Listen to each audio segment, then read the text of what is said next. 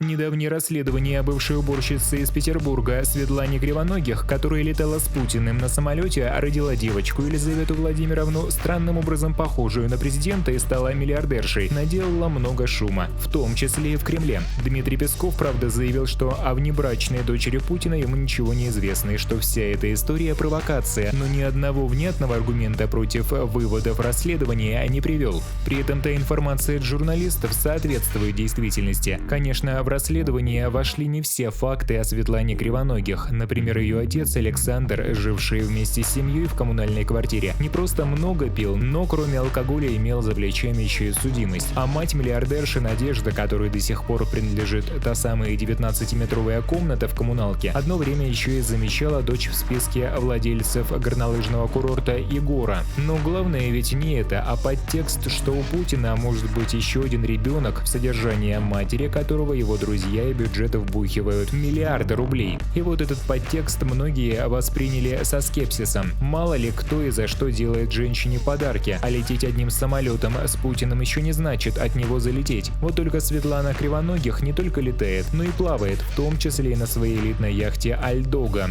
владельцем которой записана ее компания «Пульс». Длина яхты около 40 метров, 2 палубы, 3 спальни, место постройки Италии, а стоимость $500 миллиона рублей. Яхту регулярно видят в окрестностях Санкт-Петербурга и порой не одно с почетным эскортом охраны. Весной этого года Альдогу, например, застукивали в Финском заливе в сопровождении судна, которое регулярно участвует в военно-морских парадах. Соответствующее фото в апреле выложено в сети. Юноармеец Балтики – это новейший противодиверсионный катер Балтфлота проекта «Раптор». Экипаж корабля составляет боевая группа отряда противодействия подводным диверсионным силам и средствам, вооруженные не только штатными крупнокалиберными пулеметами, но и специальными подводными пистолетами СПП-1, подводными автоматами АПС, а также холодным оружием. На церемонии присвоения имени юноармейцу 4 года назад присутствовали главком военно-морского флота адмирал Королев и олимпийская чемпионка Светлана Хоркина. А теперь получается, гордость флота, которая должна охранять Россию, охраняет вместо этого Светлану Кривоногих. Без санкций сверху такое было бы невозможно.